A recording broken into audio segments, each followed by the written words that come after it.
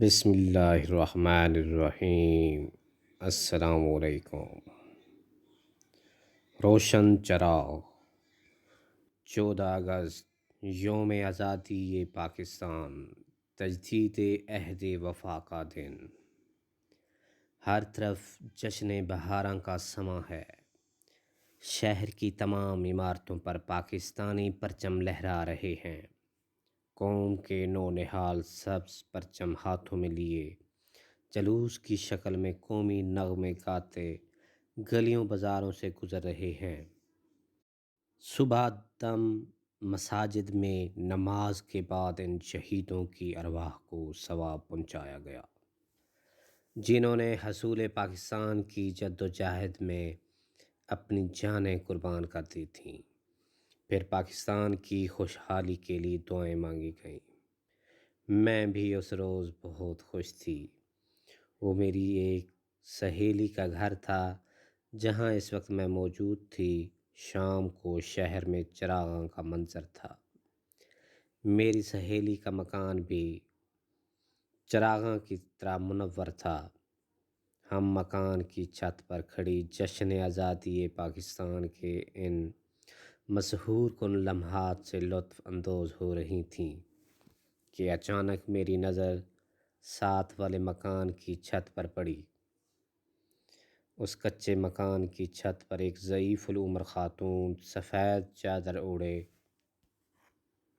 چھت کی منڈیر کی طرف بڑھ رہی تھی۔ ان کے ہاتھ میں ایک روشن چراغ تھا۔ چراغ کی لو کو ہوا سے بچانے کے لیے انہوں نے دوسرے ہاتھ کی اوٹ بنائی ہوئی تھی۔ چھت کی منڈیر پر پہلے ہی سے موم بتیاں جل رہی تھیں۔ ان موم بتیوں کے درمیان یہ بزرگ خاتون روشن چراغ رکھنے جا رہی تھیں۔ ان بزرگ خاتون کا ہاتھ کانپ رہا تھا۔ مجھے ایسے لگا جیسے چراغ ان کے ہاتھ سے گر جائے گا۔ میری سہیلی اپنے چھوٹے بھائیوں کی طرف متوجہ تھیں۔ ان کے مکان کی چھت ساتھ والے مکان سے تھوڑی سی نیچے تھی۔ میں ساتھ والے مکان کی چھت پر چلی گئی اور بزرگ خاتون کی طرف ہاتھ بڑھا کر کہا، لائیے اماں جی، میں چراغ منڈیر پر رکھ دیتی ہوں، آپ کے ہاتھ سے کہیں گر نہ پڑے۔ بزرگ خاتون نے اپنے جھریوں والا پر نور چہرہ اٹھا کر مجھے دیکھا۔ ان کے چہرے پر ایک عجیب طرح کا تقدس تھا۔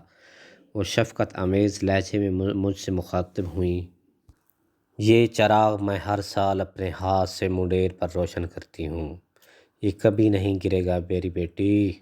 اور پھر انہوں نے مجھے دیکھتے دیکھتے اپنے کپ کپاتے ہاتھوں سے مٹی کا چراغ روشن منڈیر پر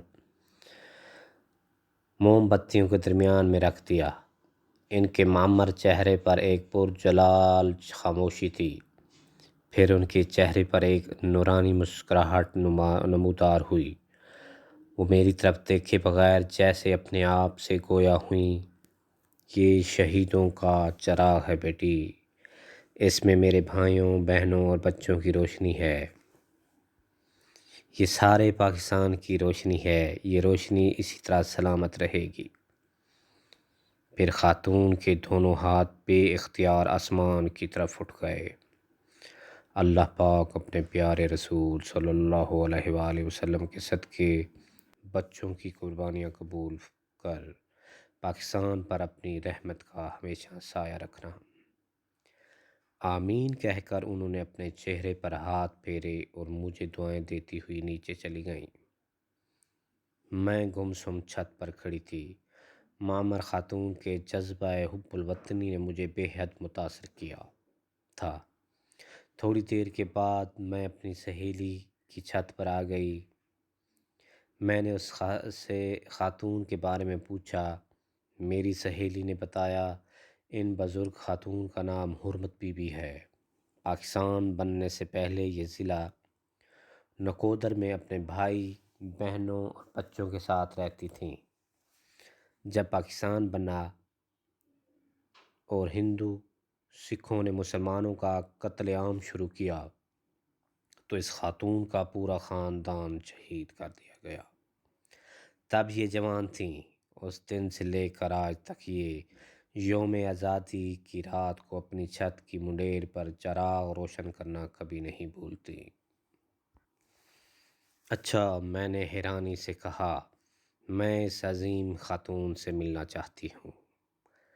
دوسرے روز میں اپنی سہیلی کے توسط سے اس بزرگ خاتون سے ملنے ان کے مکان پر گئی۔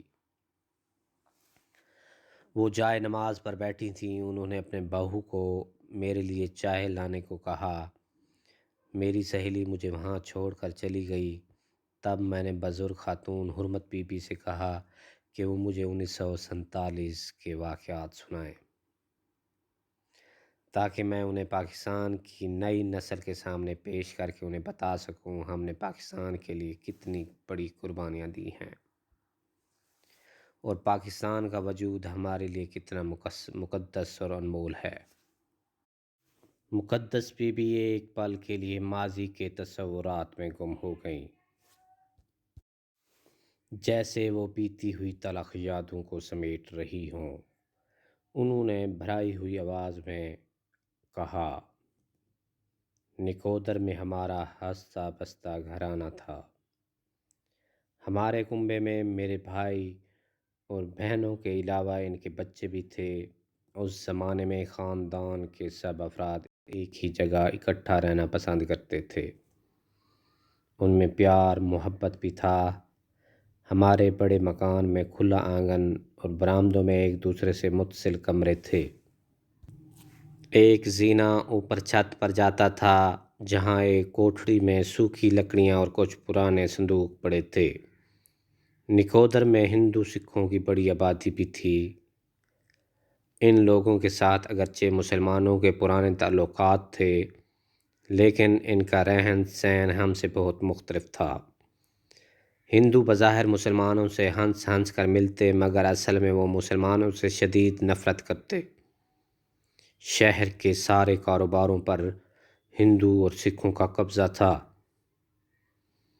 اگر کوئی مسلمان منڈی میں دکان خرید لیتا، اپنا کاروبار شروع کرتا، تو ہندو سازش کر کے اسے وہاں سے نکال دیتے۔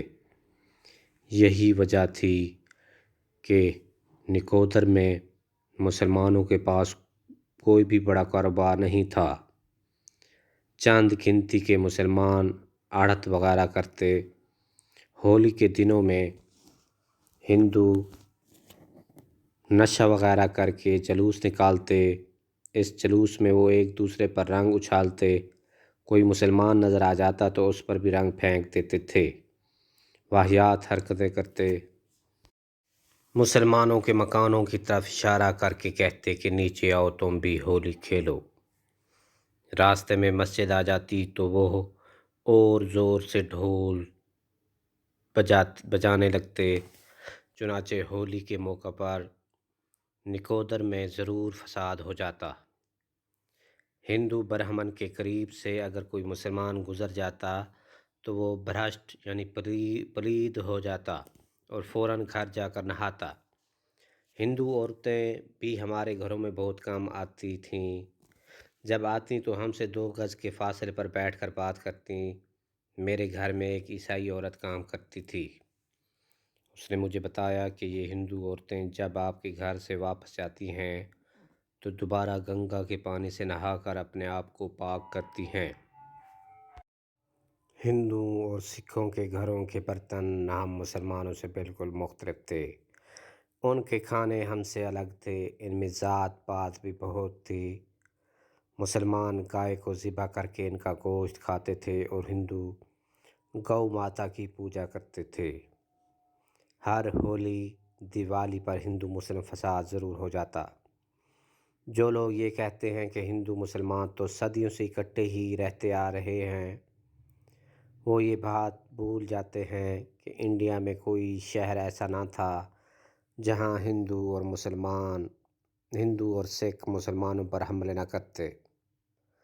تب قائد اعظم نے مسلمانوں کو مسلم لیگ کے جھنڈے تلے جمع کیا اور ان کے لیے الگ اسلامی ریاست کا مطالبہ کیا۔ ہندوستان کی فضا پاکستان زندہ باد لیکے رہیں گے پاکستان، اور پاکستان کا مطلب کیا؟ لا الہ الا اللہ کہ نعروں سے گونج اٹھی، پوری مسلمان قوم نے ان کا ساتھ دیا۔ نکودر شہر کے دوسرے مسلمان گھرانوں کی طرح ہمارے گھر میں بھی ہر وقت پاکستان کا ذکر ہونے لگا۔ میرے بھائی اور والد صاحب مسلم لیگ میں شامل ہو گئے تھے۔ ہم عورتیں بھی زنانہ مسلم لیگ کے جلسے جلوسوں میں شرکت کرتیں۔ مسلمانوں میں ایک نیا جوش و جذبہ پیدا ہو گیا تھا۔ پاکستان کا لفظ ہی ایسا تھا جس کے زبان پر آتے ہی چہرے چمک اٹھتے اور ساری تھکاوٹ دور ہو جاتی۔ ہندو اور سکھ اپنا تمام زور لگا رہے تھے کہ پاکستان نہ بنے، تاکہ انگریزوں کے جانے کے بعد مسلمان ان کے غلام بن جائیں، لیکن ہمارے قائد اعظم رحمۃ اللہ علیہ نے ہندوؤں اور سکھوں کے اس ناپاک ارادے کو پہلے ہی بھانپ لیا تھا۔ ان کی عقل و حکمت نے ہر دشواری کا قلمقہ کیا اور یوں منزل آسان تر ہوتی گئی۔